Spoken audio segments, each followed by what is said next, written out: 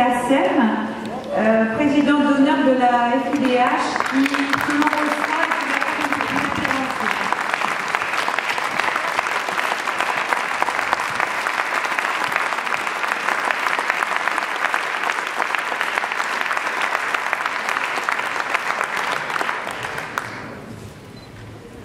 Merci. Merci à tous d'inviter, de recevoir la FIDH au congrès de la Ligue. Le président de la FIDH, Karim Laïdji, est malheureusement, notre président est malheureusement absent. Il se trouve en Afrique du Sud en mission. Et on ne pouvait pas ne pas être avec la Ligue au cours de son congrès. Et parce que la Ligue, pour toutes nos organisations, c'est un peu le bateau amiral, c'est son combat pour les droits humains, c'est aussi un exemple de défense des droits humains et pour tous ceux, pour toutes nos organisations qui se battent dans le monde pour des valeurs, pour des principes, pour la démocratie et pour le respect de l'autre. Je me trouve devant vous pour témoigner de l'évolution de la FIDH, une organisation que vous avez créée et que vous avez accompagnée. Alors, le travail de la FIDH change, s'adapte. Nous recherchons en permanence, durant ces années assez difficiles, disons, pour les défenseurs des droits humains, un sens à notre action au regard de l'évolution du terrain dans lequel nous évoluons. C'est cette réflexion que j'ai la chance d'accompagner en tant que présidente d'honneur au sein du Bureau international, mais aussi parce que, n'étant pas présidente en exercice, je crois qu'on prend plus de distance pour voir les questions importantes qui se posent à nous aujourd'hui en tant que défenseurs. Et comme vous le savez, le Bureau international de la FIDH a changé. La FIDH a changé aussi dans sa composition géographique. Il y a effectivement une représentation renforcée du mouvement mondial des droits humains. Et c'est également un bureau renouvelé, pratiquement à 50%. Et c'est un bureau aussi plus jeune et plus féminin. Alors, notre réflexion nous pousse dans notre travail de sonder dans ces retranchements les enjeux auxquels le mouvement mondial des droits humains est confronté aujourd'hui. Et comment orienter notre action dans cette quête insatiable à la fois de justice et dans cette quête insatiable de droit. Alors, nous nous interrogeons sur nos ligues, en premier lieu, sur leur représentativité, sur la nature du mouvement des droits humains. Venant évidemment étant tunisienne, on peut s'interroger sur l'adhésion, par exemple, des jeunes. Et vous savez que le quart de la population tunisienne a moins de 25 ans, et la désaffection par rapport à la Ligue ou au mouvement des droits humains stricto sensu est importante, et ce n'est qu'un cas que je connais peut-être mieux que les autres, mais qui est assez parlant. Alors, si l'envie de droit et de démocratie traverse aujourd'hui la jeunesse, le militantisme, il faut le reconnaître, prend d'autres formes. Les réseaux sociaux explosent littéralement avec Facebook, avec Twitter, avec Avaz, et avec eux, la prise de parole citoyenne. Et elle est dans certains pays aujourd'hui qui ne l'ont pas connue, extrêmement importante. La prise de parole citoyenne, mais la prise de parole, malheureusement, la prise de parole de haine. Comment capitaliser sur cette mobilisation ou intervenir dessus? Comment ramener le débat de cette jeunesse à nos débats? C'est réellement une question, car les jeunes, eux, aujourd'hui, adhèrent à une cause, incontestablement, ils adhèrent à une campagne, mais instantanément, c'est I like, I follow. Mais sommes-nous en mesure de les faire avancer dans notre mouvement?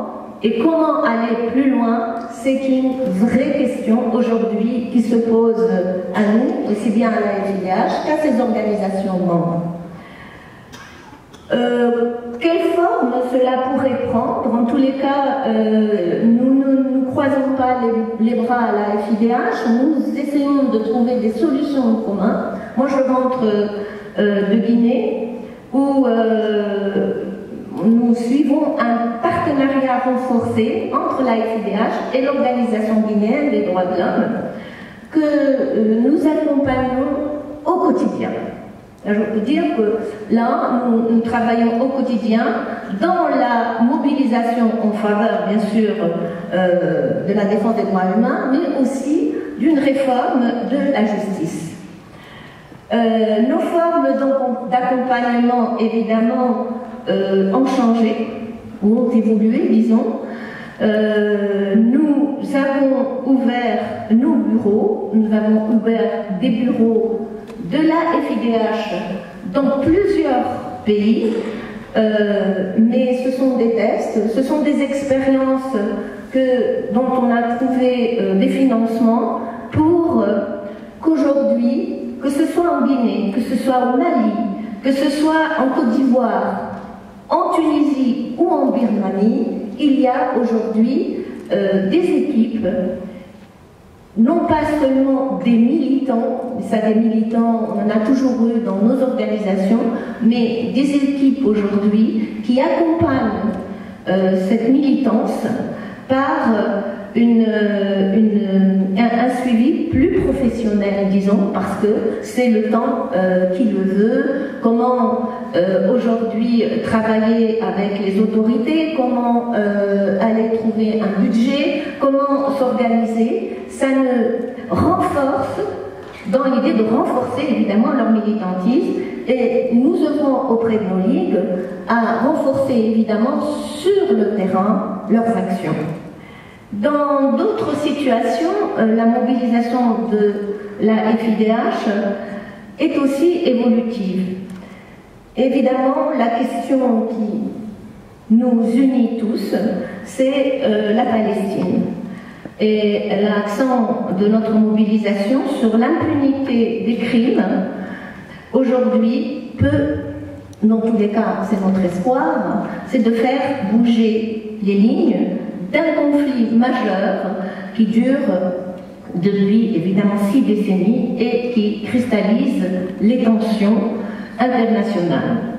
Et en poursuivant en justice le groupe Orange pour son implantation dans les colonies, on vise le nerf de la guerre, l'afflux économique qui a permis le déploiement et l'implantation dans les colonies. On permet le déploiement et le renforcement de ces colonies, évidemment, au mépris du droit international.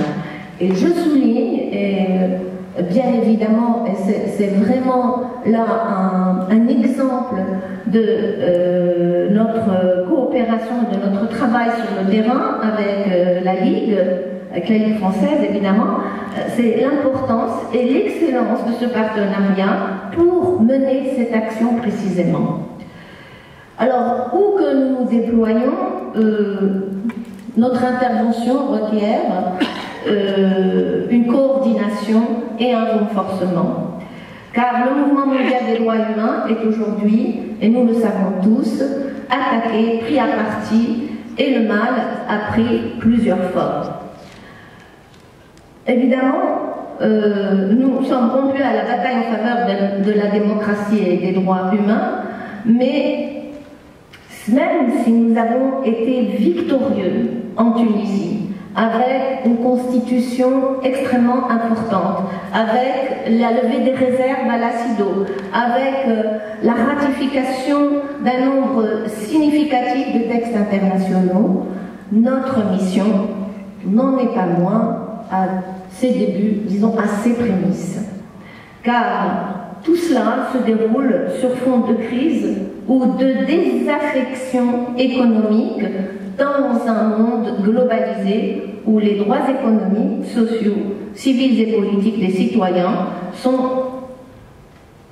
des paramètres lambda d'un cours de bourse. Nous devons nous attaquer aux paramètres de la gouvernance économique mondiale. Et dans cette gouvernance, les populations, particulièrement les jeunes, dont j'interrogeais plutôt nos capacités à les mobiliser, les jeunes sont à la recherche de boussoles, réellement de boussoles, parce que il leur en faut une pour avancer. Et dans ce contexte, l'instrumentalisation du discours religieux est une de nos plus grandes batailles. Il s'est manifesté de manière extrêmement violente et horrible à Charlie, à Vincennes, à Copenhague, au Bardo. Et c'est un seul et même monstre. Il se manifeste tous les jours au Pakistan. Il tue Sabine Mahmoud, une libraire activiste, qui organise une table ronde sur le Baluchistan, ou plutôt simplement, elle a eu la prétention d'organiser un débat sur nos valeurs, la liberté d'expression et nos droits humains. C'est là notre combat, bien évidemment. Nous n'avons pas réussi à répondre aux jeunes de Sidi Bouzid. Pour la Tunisie, comme ailleurs, et jusqu'au Pakistan, et même ici en France, les jeunes ont eu à choisir entre un bottin des migrants ou rejoindre les rangs de l'État islamique pour se trouver un avenir. Nous devons, il est indispensable de leur ouvrir nos portes, ils doivent rejoindre nos combats. Je vous remercie.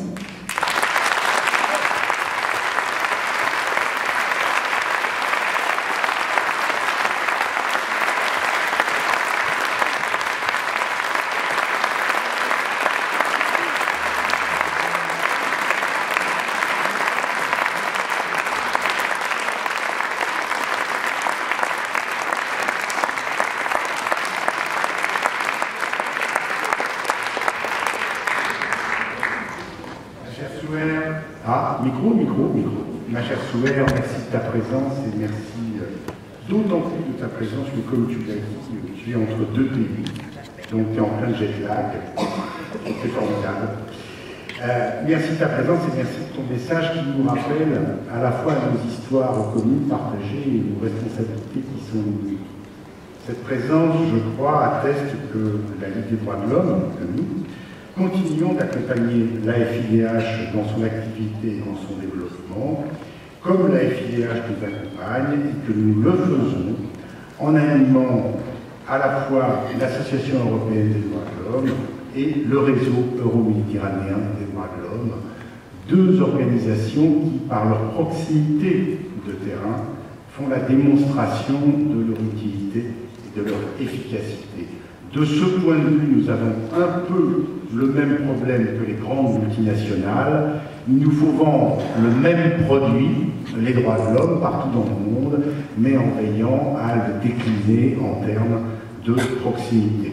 Bien évidemment, la comparaison s'arrête là, ni la FIDH, ni la FDH n'ont les moyens des multinationales.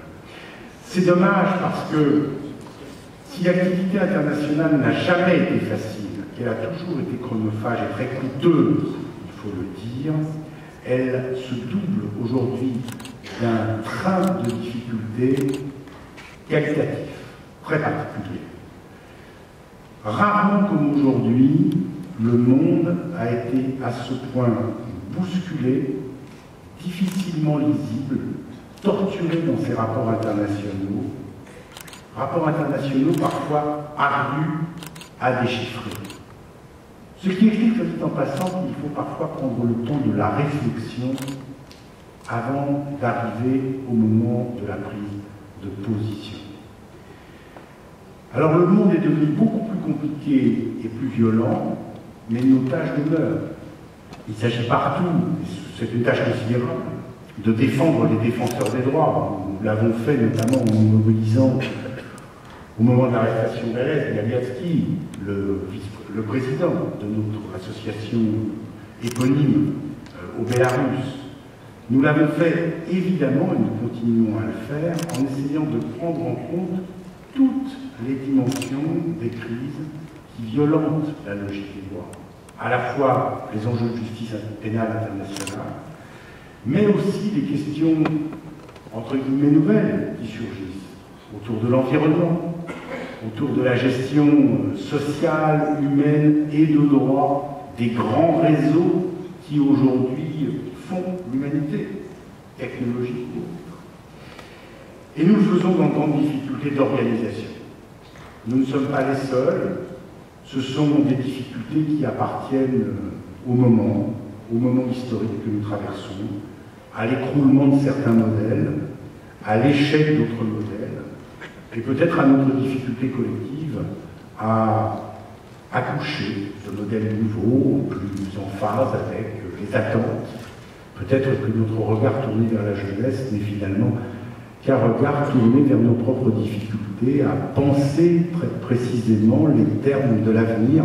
Nous y reviendrons, j'en suis convaincu, dans nos débats de demain. En tout cas, les difficultés du mouvement intermondialiste, autant que les formes classiques de la population citoyenne, nous sommes une incarnation, montrent l'ampleur des problèmes, le fait que les solutions ne sont pas évidentes, ni pour les uns ni pour les autres, et que les innovations qu'il s'agit de penser ne sont pas évidentes à conduire.